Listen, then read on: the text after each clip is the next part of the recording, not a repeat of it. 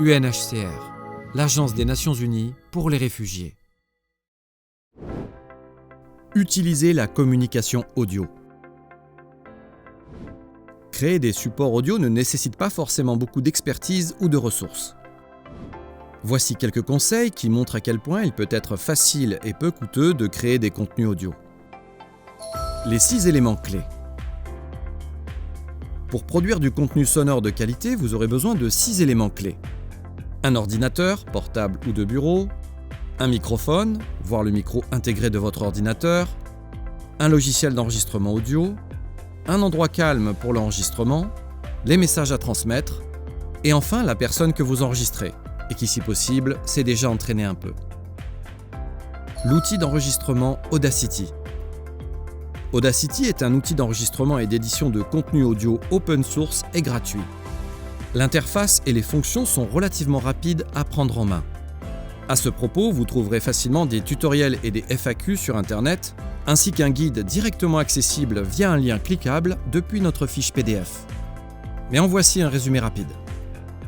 Dans un premier temps, commencez par télécharger le logiciel Audacity. Ce sera d'ailleurs le seul moment où vous aurez besoin d'une connexion Internet. Une fois installé, ouvrez le logiciel et vérifiez qu'il peut entendre votre microphone. Vous devrez cliquer sur Start Monitoring, activer l'écoute et vous assurer que vous avez sélectionné la bonne entrée, selon que vous utilisez un microphone interne ou externe. Vous serez probablement familier avec les autres boutons de navigation, enregistrement, avance rapide, retour en arrière, pause, car Audacity utilise les mêmes symboles de contrôle que de nombreux autres appareils. Le grand cercle rouge est bien évidemment le bouton « Enregistrer ». Appuyez dessus, commencez à parler et vous enregistrerez votre voix. Lorsque vous enregistrez, vous créez une piste audio avec une onde sonore apparaissant à l'écran. Plus l'onde est haute, plus le son est fort. Le guide vous montre comment sélectionner des parties de la piste audio pour les supprimer ou les réorganiser. Le concept est très similaire à celui de couper, copier, coller dans Microsoft Word. Audacity vous permet également de manipuler la piste audio par un fondu en entrée-sortie et dispose d'un menu d'effets que vous pouvez appliquer.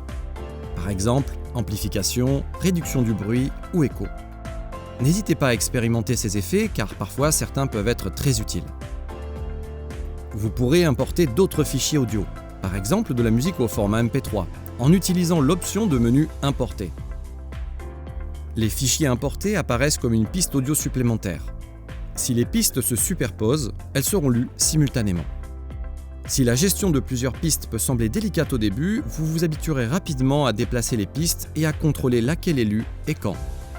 Enfin, n'oubliez pas de sauvegarder au fur et à mesure. Comme pour Microsoft Word, vous pouvez choisir ou enregistrer le fichier sur votre ordinateur. Audacity enregistre les fichiers sous le format .aup. Pour créer un fichier au format MP3 qui pourra être écouté sur un autre appareil, vous devrez utiliser la fonction Export. 5 conseils pour créer des messages audio. Premièrement, le contenu créé par les communautés elles-mêmes est souvent le plus adapté et le plus engageant. Dans de nombreux contextes, vous verrez qu'il existe déjà des groupes au sein de la communauté qui développent leur propre contenu. Deuxièmement, n'ayez pas peur de vous amuser. En effet, les informations audio peuvent inclure des coupures musicales et comiques. Écoutez ce que les stations de radio locales utilisent et demandez aux gens ce qui attire leur attention. En réalité, personne ne souhaite vraiment écouter une voix monotone répétant le même message en boucle. Troisièmement, une fois que vous avez enregistré votre message, testez-le auprès d'un groupe cible. Demandez alors à ce groupe de vous dire ce qu'il a compris de l'information qu'il a entendue. En cas de doute, enregistrez à nouveau votre message pour éviter toute confusion.